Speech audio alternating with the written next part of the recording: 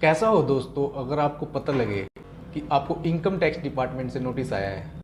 Cash transaction पे सरकार बहुत ज़्यादा सख्त है। कैश के बहुत से ऐसे रूल हैं जिनके बारे में आपको पता होना ज़रूरी है। जैसे आप कितना कैश अकाउंट में जमा करा सकते हो, कितना पैसा आप बैंक से निकलवा सकते हो, आप किसको कितना पैसा कैश में दे सकते हो, कितना उधार ले सकते हो, कितना पैसा आप बैंक से निकलवाओगे तो आपकी अमाउंट पे टीडीएस कट जाएगा, कितनी पेनल्टी है अगर आप कैश का गलत लेन देन करते हो, किस अमाउंट पे आपको 80C या 80D जो आपको डिडक्शन मिलती है वो नहीं मिलेगी। अगर आप बिजनेस करते हो तो कैश में आप ट्रांजैक्शन करते हो तो आपके बहुत सी परचेज या खर्चे अलाउ नहीं होंगे, आपको कैपिटल एसेट पे डेप्रिसिएशन नहीं मिलेगा। आज हम कैश से रिलेटेड इन्हीं सभी रूल्स पे चर्चा करेंगे। हेलो दोस्तों, my name is C Amit Kamboj और हमारा आज का टॉपिक है से नो टू कैश ट्रांजैक्शंस। आइए जानते हैं रूल्स ऑफ इनकम टैक्स क्या कहते हैं। अगर आप लोन एक्सेप्ट कर रहे हो या फिर डिपॉजिट ले रहे हो किसी से, या आपने कोई प्रॉपर्टी बेची है उसका बयाना या एडवांस ले रहे हो या फिर अमाउंट ले रहे हैं प्रॉपर्टी की, तो आप 20,000 रुपये से ज़्यादा कैश में नहीं ले सकते हो। ये एक्सेप्ट कर रहा है, जो पैसा ले रहा है उसके लिए है ये सेक्शन। क्या होगा अगर आपने 20,000 रुपये से ज़्यादा ले लिया, इतना ही फाइन है जितना आप कैश में ले लेते हो। ये सेक्शन किसके ऊपर अप्लाई नहीं होता? Banking companies, post office, government companies और एग्रीकल्चरिस्ट। अगला सेक्शन क्या कहता है? जब लोन को वापस दोगे, रिपेमेंट करोगे, डिपॉजिट की रिपेमेंट करोगे, आपने कोई प्रॉपर्टी खरीदी है उसकी पेमेंट आप 20,000 रुपये से ज़्यादा नहीं कर सकते कैश में। क्या होगा? इतनी ही पेनल्टी पड़ेगी आपको। एक सेक्शन है इनकम टैक्स का, सेक्शन 269ST। वो क्या कहता है कि आप 2 लाख रुपये से ज़्यादा किसी से भी नहीं ले सकते हो कैश में।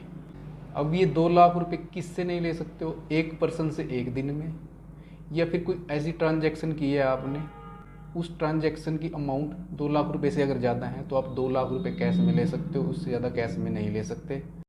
तीसरा आता है कि कोई इवेंट या ओकेज़न हुई है, तब भी आप उस इवेंट और ओकेज़न में 2 लाख रुपए से ज़्यादा कैश में नहीं ले सकते। 2 लाख रुपए तक तो आप कैश ले सकते हो, उससे ज़्यादा कैश में नहीं ले सकते। क्या होगा? इतनी ही पेनल्टी पड़ेगी आपको जितनी आपने कैश में एक्सेप्ट किया है। हॉस्पिटल 2 लाख रुपए से ज़्यादा एक पर्सन से नहीं ले सकते। ये सेक्शन एजुकेशनल इंस्टीट्यूट के ऊपर भी अप्लाई होता है, वो भी 2 लाख रुपए से ज़्यादा नहीं ले सकते। ये सेक्शन रिलीजियस ट्रस्ट के ऊपर भी अप्लाई होता है। ये सेक्शन उस पर्सन के ऊपर भी अप्लाई होता है जो बिजनेस नहीं करते। आप 2 लाख रुपए से ज़्यादा कैश में किसी से भी नहीं ले सकते, नहीं तो उतनी ही पेनल्टी है। अगर आपने 5 लाख रुपए किसी से कैश में ले लिया तो 5 लाख रुपए ही पेनल्टी है आपके ऊपर।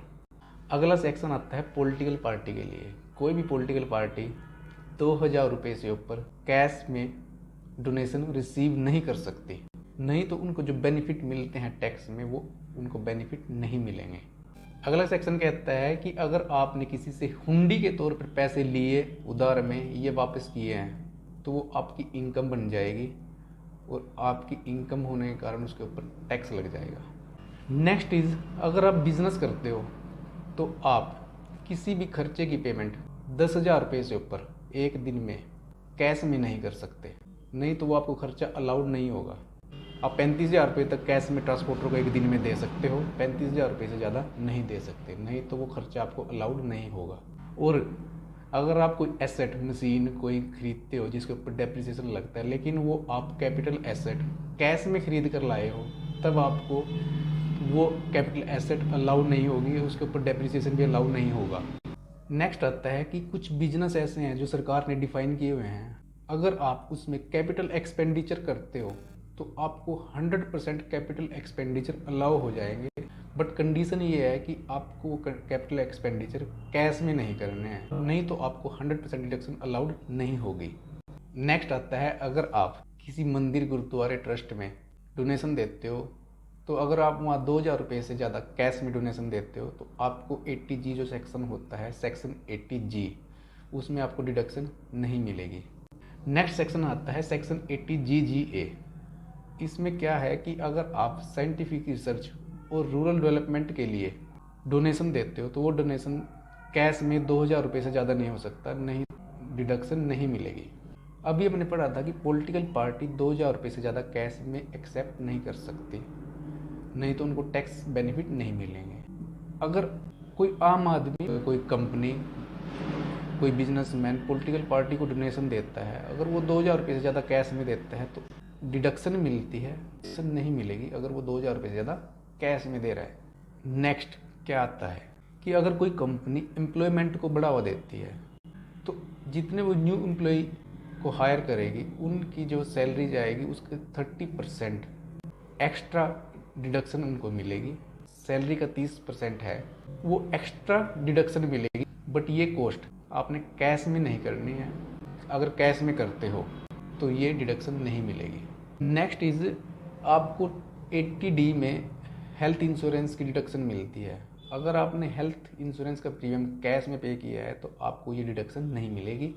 अगला सेक्शन क्या कहता है कि अगर आपका टोटल लेन देन, आपकी टोटल रिसिप्ट और टोटल पेमेंट 5% से ज़्यादा कैश में लेन देन नहीं है, आपकी सेल अगर 10 करोड़ तक है तो आपको ऑडिट कराने की ज़रूरत नहीं है। अदरवाइज आपको 1 करोड़ सेल क्रॉस होने के बाद ही ऑडिट कराना पड़ेगा।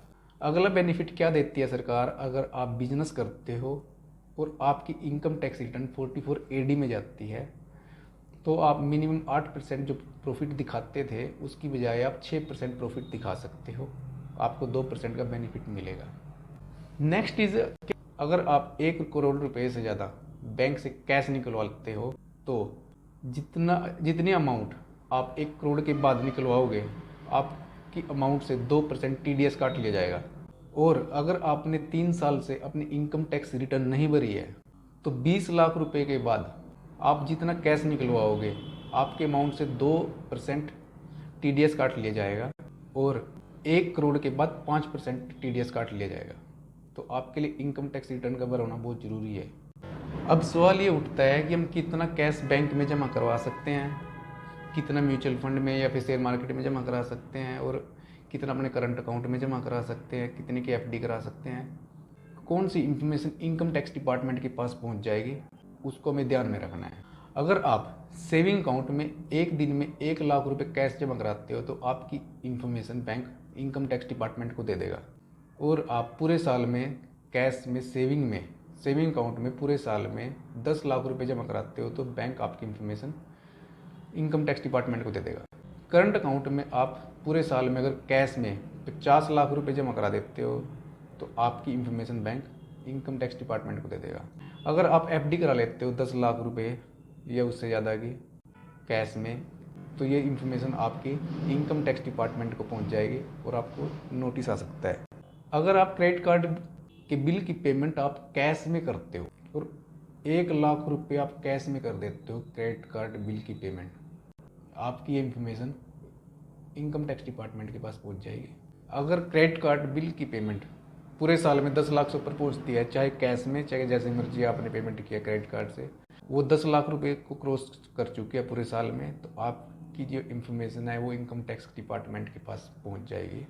अगर आप शेयर मार्केट में 10 लाख रुपए या इससे ज़्यादा इन्वेस्ट कर देते हो तो आपको इनकम टैक्स की तरफ से नोटिस आ सकता है। किस केस में नोटिस नहीं आएगा, अगर आपने जितनी भी कैश ट्रांजैक्शंस हुई हैं उससे रिलेटेड इनकम टैक्स रिटर्न में प्रॉपर इन्फॉर्मेशन दे दी है, तब आपको इनकम टैक्स से नोटिस आने के चांसेस बहुत कम रहेंगे। आई होप कैश ट्रांजैक्शन से रिलेटेड आपको बहुत कुछ सीखने को मिला होगा, क्योंकि डे टू डे लाइफ में हर व्यक्ति कैश में डील करता है। तो जब भी आप कैश में दोबारा डील करोगे तो इन प्रोविजंस को जरूर ध्यान में रखना।